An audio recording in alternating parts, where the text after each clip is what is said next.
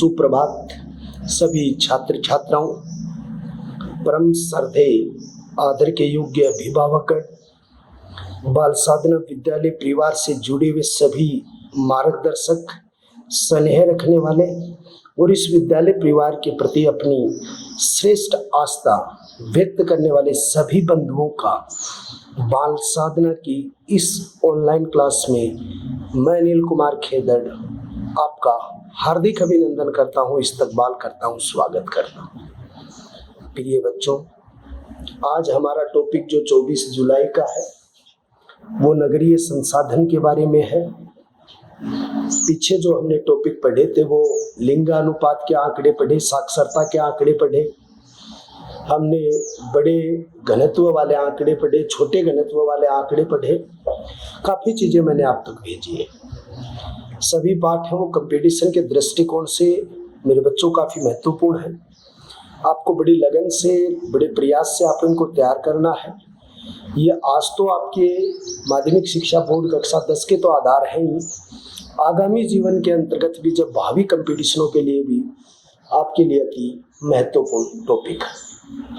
आज का टॉपिक अन्य दिन की बजाय थोड़ा छोटा है और आज के टॉपिक का नाम है मानव संसाधन में नगरीकरण। यानी आपका जो पाठ का नाम है वो मानव संसाधन है और मानव संसाधन के अंतर्गत जो टॉपिक है उस टॉपिक का नाम है नगरीकरण। देखो, नगरीकरण क्या होता है, नगरीकरण कहते किसे हैं।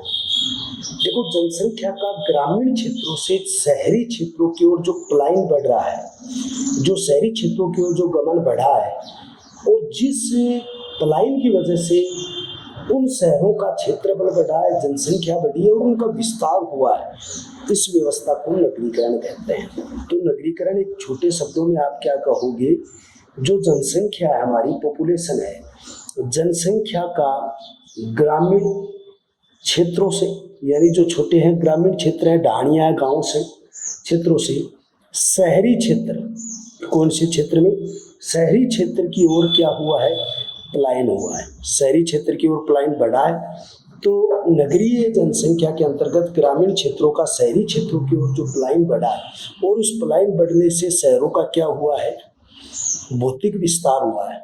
और भौतिक विस्तार के अंतर्गत क्या आता है, क्षेत्रफल आता है और क्षेत्रफल के साथ साथ क्या आती है, जनसंख्या आती है। तो पहला वहाँ पर क्या आता है, क्षेत्रफल आता है, दूसरा वहाँ पर क्या आधार होता है, जनसंख्या आधार होती है।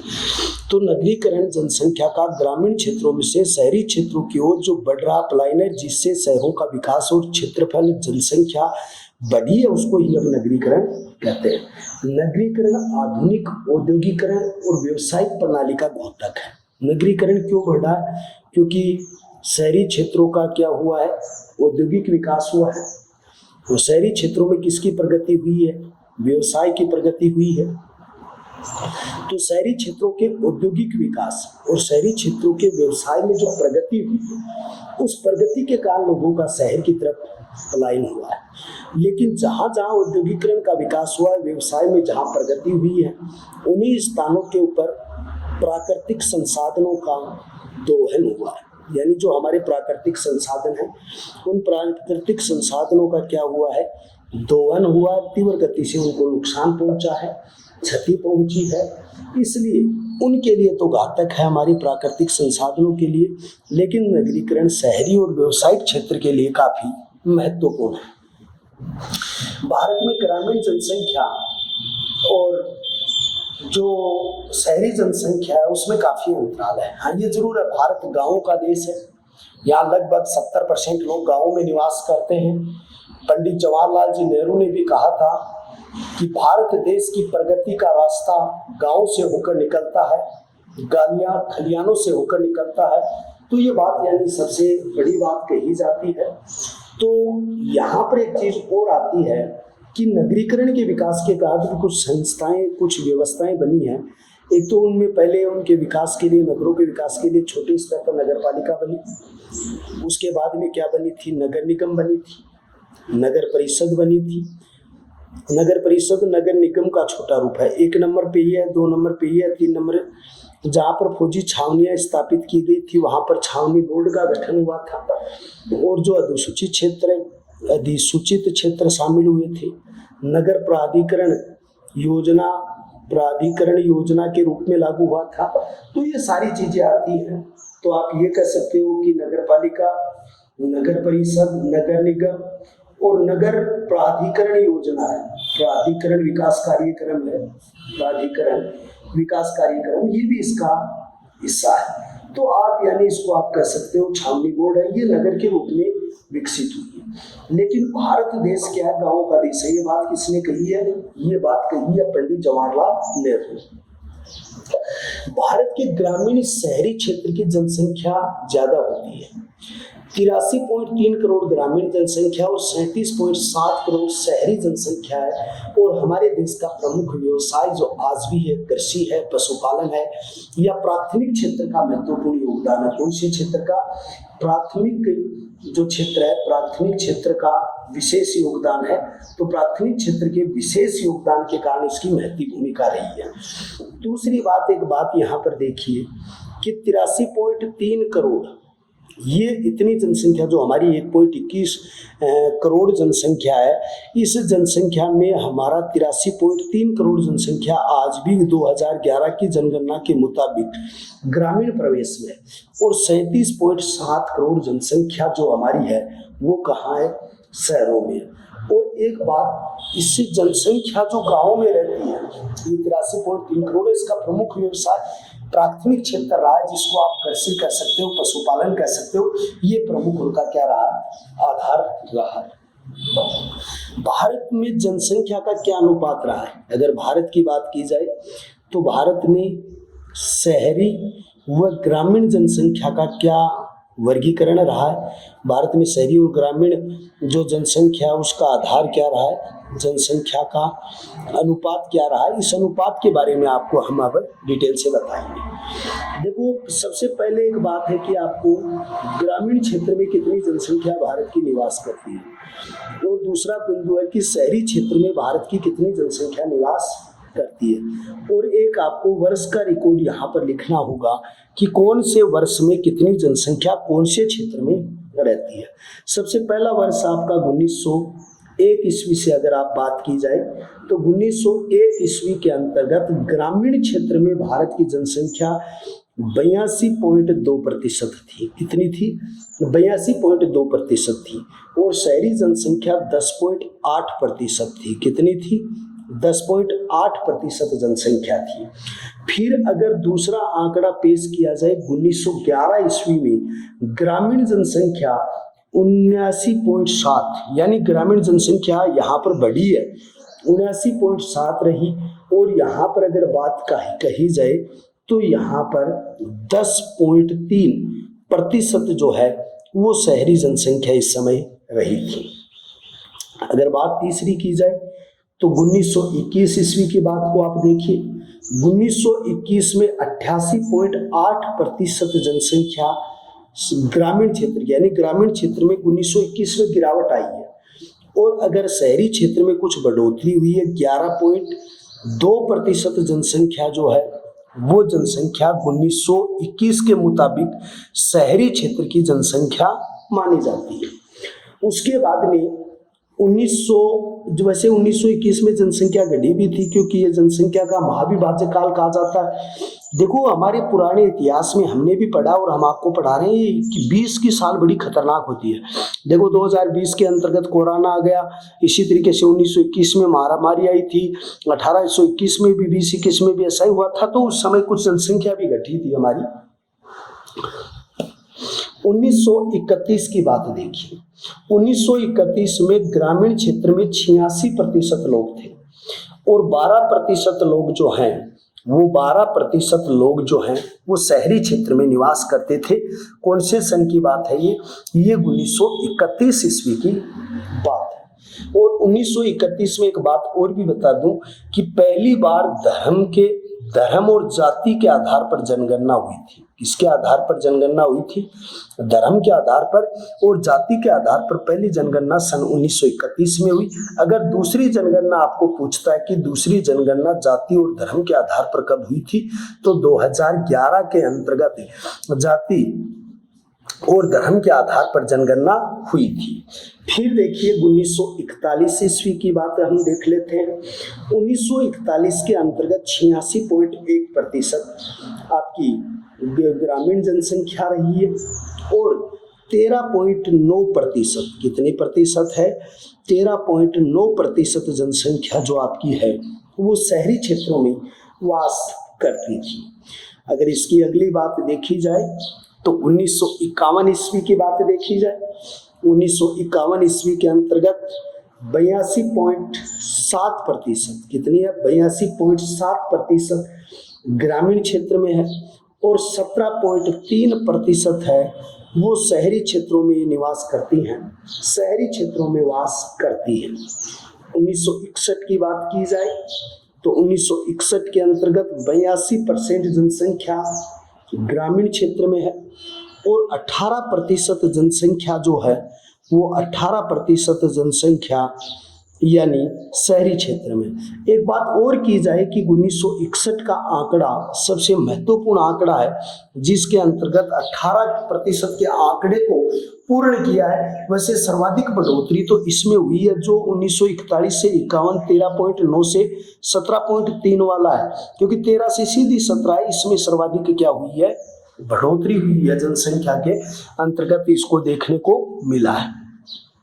दूसरी बात देखिए कि जनसंख्या क्षेत्र में वर्ष 1971 की बात की जाए, 1971 के अंतर्गत ग्रामीण जनसंख्या जो रही है वो 80.1% रही है और शहरी जनसंख्या 19.9% शहरी जनसंख्या इसकी रही है।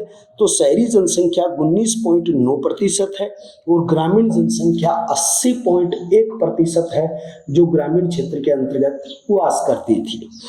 1972 के बाद 1981 है। 1981 के अंतर्गत 76.1% जनसंख्या 76.7% जनसंख्या ग्रामीण है और शहरी क्षेत्र के अंतर्गत जो 23.3% जनसंख्या है वो 23.3% जनसंख्या हमारी शहरी क्षेत्रों में वास करती है। 1991 ईस्वी का आंकड़ा देखिए, 1991 में 74.3% जनसंख्या ग्रामीण क्षेत्रों में है और 25.7% जनसंख्या शहरी क्षेत्रों में वास करती है। उसके बाद का आंकड़ा जो होगा वो 2001 ईस्वी का होगा। 2001 ईस्वी के अंतर्गत 72.2%, कितने प्रतिशत है? 72.2% जनसंख्या जो है वो शहरी क्षेत्र में है और 27.8% जनसंख्या है वो ग्रामीण क्षेत्रों में वास करती है। 2011 जिसके अंतर्गत 70% ग्रामीण क्षेत्रों में है और 30% शहरी क्षेत्रों में है। मेरे प्रिय बच्चों, 2021 के आंकड़े भी अभी तक स्टार्ट हो जाने चाहिए थे लेकिन नहीं हो पाए, कोरोना जैसी वैश्विक महामारी के कारण। ये आपके बाद में होंगे तो उसके बाद में आपको बताया जाएगा। राजस्थान की कुल जनसंख्या का 75, अगर राजस्थान के परिप्रेक्ष्य में इस बात को किया जाए तो देखिए राजस्थान की जो कुल जनसंख्या है, राजस्थान की कुल जनसंख्या जो है उस कुल जनसंख्या का 75.13% भाग, 13 बोला जाएगा बेटे, प्रतिशत भाग है, क्योंकि आगे पॉइंट लग जाता है, उसको 13 नहीं बोला जाता, 13 बोला जाता है, 12 बोला जाता है, 01 बोला जाता है, प्रतिशत है। और शेष जो शहरी जनसंख्या, ये जो जनसंख्या है ये राजस्थान की ग्रामीण जनसंख्या है और दूसरी है वो शहरी जनसंख्या है। शहरी जनसंख्या राजस्थान की 24.87 इसके अंतर्गत आता है। दूसरे नंबर की बात आती है जनसंख्या नीति। पहली बात ये आती है जनसंख्या नीति किसे कहते हैं, यानी हमारे जनसंख्या के प्रति क्या आदर्श रहे हैं, हमारी सरकार की सोच क्या रही है, उसके विचार क्या रहे हैं, जनसंख्या के बारे में क्या सरकार के मापदंड हैं। देखो, भारत की पहली जनसंख्या नीति बनी राष्ट्रीय जनसंख्या नीति 2000 ईस्वी। कौन सी बनी? राष्ट्रीय जनसंख्या नीति बनी थी। और वो कब बनी? 2000 ईस्वी। उस समय देश के पीएम कौन थे? तो तत्कालीन जो प्रधानमंत्री हैं वो कौन थे? अटल बिहारी वाजपेयी। कौन है भाई? अटल बिहारी वाजपेयी। उस समय क्या बनी थी? राष्ट्रीय जनसंख्या नीति बनी थी। अब उसी अटल बिहारी वाजपेयी के समय, किसके समय? अटल बिहारी वाजपेयी के समय एक संवैधानिक संशोधन हुआ था, 86वां संवैधानिक संशोधन 2003। 86वां संवैधानिक संशोधन 2003 में जब हुआ तो इस 86वें संवैधानिक संशोधन में जो एक जनसंख्या में या लोगों में जागृति लाने के लिए एक संशोधन किया था 86वां, उसमें क्या कहा गया कि 6 से 14 वर्ष के जो बच्चे हैं उस 6 से 14 वर्ष के बच्चों के लिए अनिवार्य और निःशुल्क शिक्षा दी जाए। क्या दी जाए? अनिवार्य व निःशुल्क शिक्षा दी जाए। और इस संशोधन को भारतीय संविधान का 11वां मूल कर्तव्य बनाया। क्या बनाया? भारतीय मूल कर्तव्य बनवाया। और कौन सा? 11वां। लेकिन 2009 में तत्कालीन प्रधानमंत्री थे और तत्कालीन प्रधानमंत्री का नाम है मनमोहन सिंह। और तत्कालीन प्रधानमंत्री मनमोहन सिंह साहब हैं, उसने इस 6 से 14 वर्ष के अनिवार्य बच्चों के जो 6 से 14 वर्ष के बच्चों के लिए अनिवार्य जो शैक्षणिक सुविधा की गई थी उस शैक्षणिक सुविधा को मूल अधिकार बना दिया। क्या बना दिया? मूल अधिकार।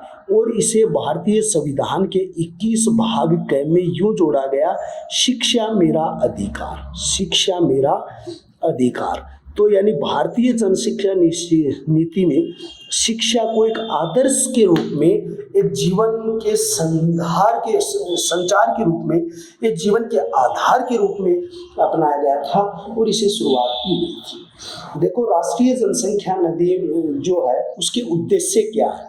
तो राष्ट्रीय शिक्षा नीति जो है उसके उद्देश्य क्या है?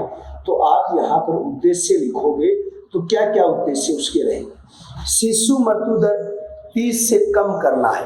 यानी मृत्यु दर जो प्रति 1000 बच्चे जन्म लेते हैं, कितने जन्म लेते हैं? प्रति 1000 बच्चे जन्म लेते हैं उन पर 30 से कम मृत्यु दर लाना। यानी कि 1000 में से 970 बच्चे स्वस्थ पैदा होने चाहिए। राष्ट्रीय शिक्षा नीति का एक प्रावधान, राष्ट्रीय जनसंख्या नीति का प्रावधान है कि जो एक तो हम अनिवार्य शिक्षा दें ताकि बच्चे आए, समाज पढ़ा लिखा बने। और हमारे जो शिशु मृत्यु दर बढ़ रही है उस शिशु मृत्यु दर को 30 से कम लाना या 30 से कम करना। व्यापक स्तर पर टीकाकरण करना। टीकाकरण का क्या है? जैसे महिला गर्भवती हुई है उससे लेकर उसके प्रसव तक उस समुचित टीकाकरण किया जाए। उसके बाद खसरे का टीका है, पोलियो का टीका है, ताकि हमारी पीढ़ी रोगग्रस्त ना हो, स्वस्थ हो। तीसरी बात है स्त्री पुरुषों को नसबंदी के लिए जागरूक करना।